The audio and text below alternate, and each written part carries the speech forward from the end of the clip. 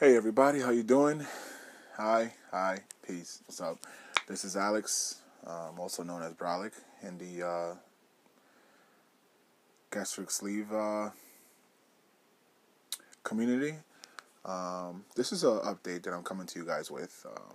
Totally unexpected because I told you guys that I was gonna do a mini webisode. It was just basically one video with many small, like 2-3 minute interval videos in it. With my appointments with my plastic surgeon, Dr. Vadim Pizarenko.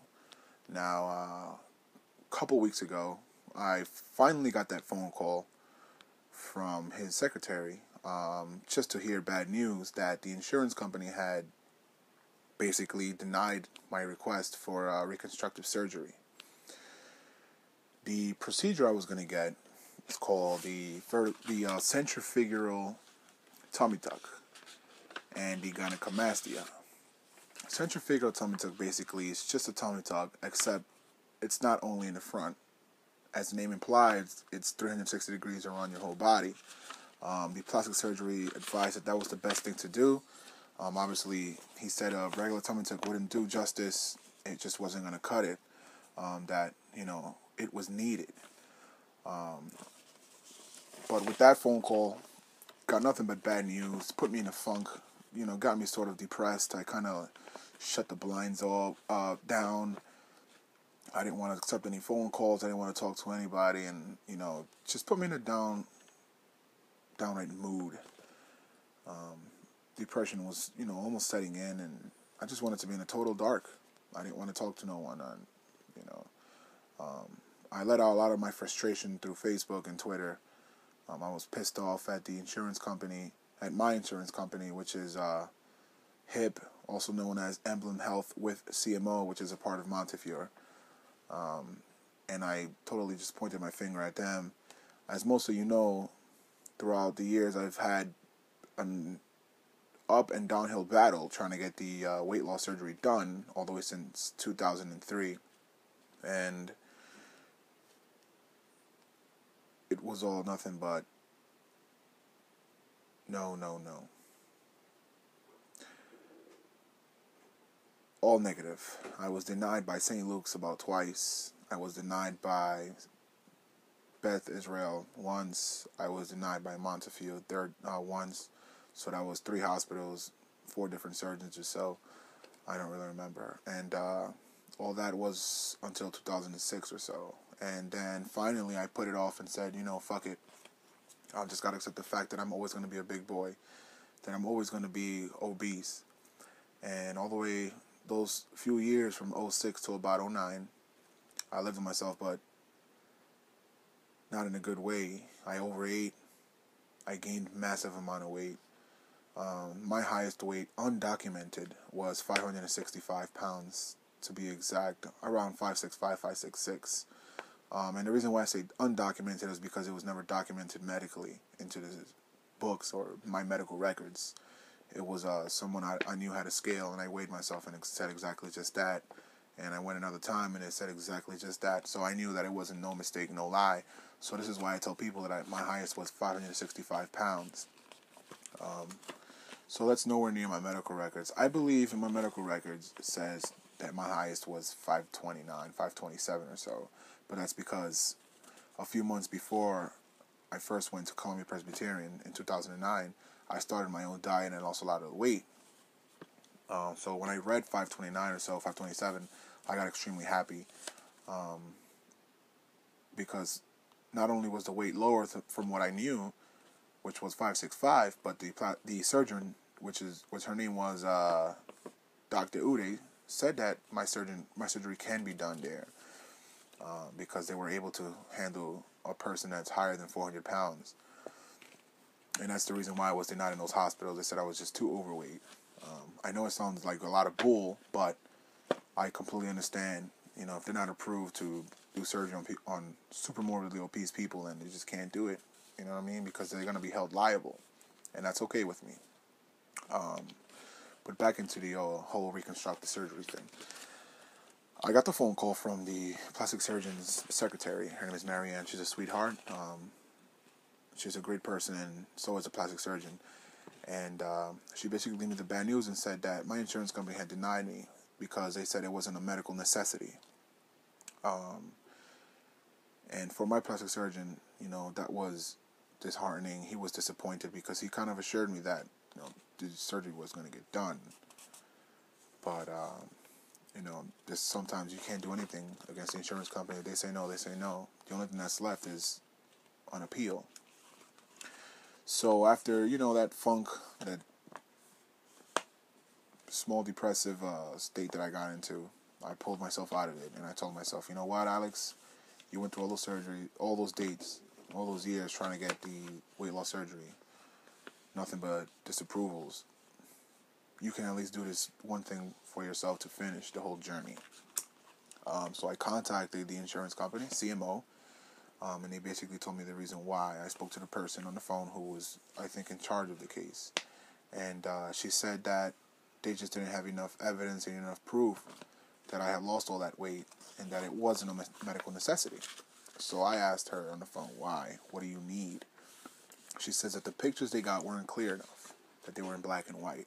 She says, yeah, they got the post-operative report of the weight loss surgery, but they didn't get no charts of weigh-ins, they didn't get anything. And because of that, I got denied.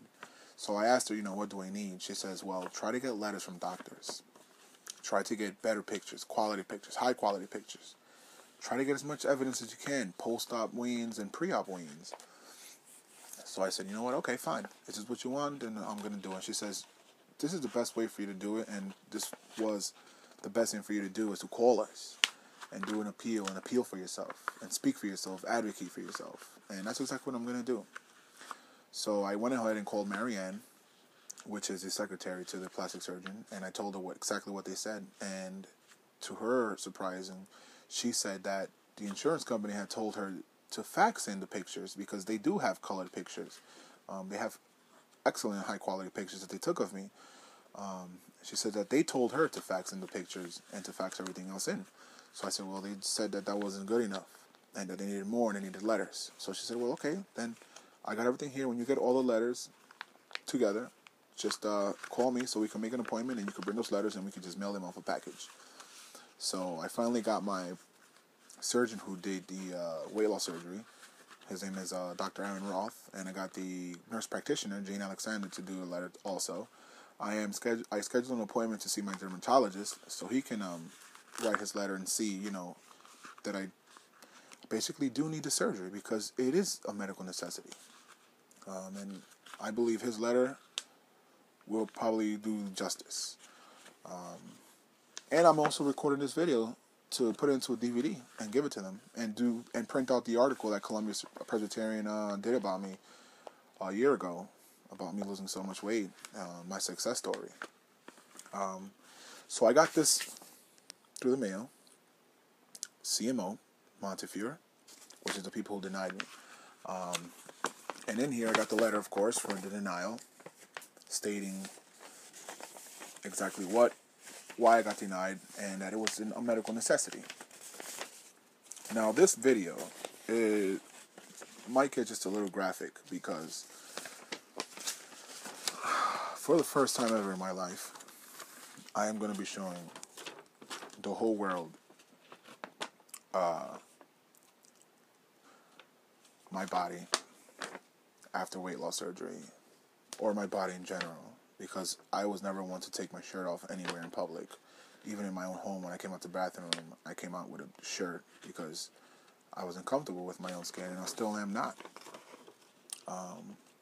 So this is the letter. It says here, this is to inform you that your request for removal of excess skin, breast, and abdominoplasty panniculectomy to be performed by Dr. Vadim Pizarenko at Lawrence Hospital has been denied by your managed care plan because this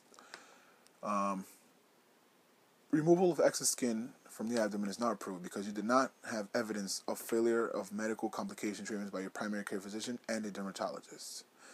So basically this letter states that I wasn't treated for the conditions that I have for losing 262 plus pounds. My current weight right now is 302 pounds. I was at my heaviest 565 undocumented. So with that, I lost almost 2 people, or 2 people should I say, basically. And again, this video is for me is to show you guys, the world, and the insurance company that I do need this. I've never done this. I've never taken my shirt off in public.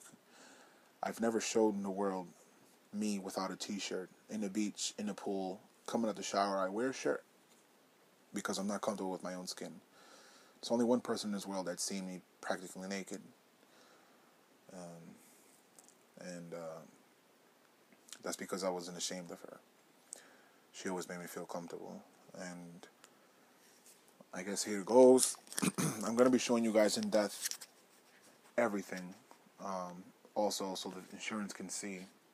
I have developed some rashes, some sores, some small pimple-like, some heat rashes.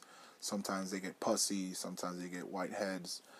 Sometimes when I wear a belt and I start sweating or I get too hot, I get uncomfortable and it feels like a burning sensation. I have to loosen my belt out in the street in public, and I have to basically hold my pants up. And that happens all under my excess skin front, and it happens also under the what I like to call man boobs. So I don't know how the insurance company can say that. It's not a medical necessity, because I know that they're 100% wrong. And I hope that with my appeal in this video and letters from the doctors, that they'll reverse their statement and finally say yes, that you do need this. So here goes. Bear with me, guys. I'm recording this by myself. It is very late in New York City. It is about 3:45 in the morning, which is the time I function because it's my work, actually. So, day off today. Alright, so here goes.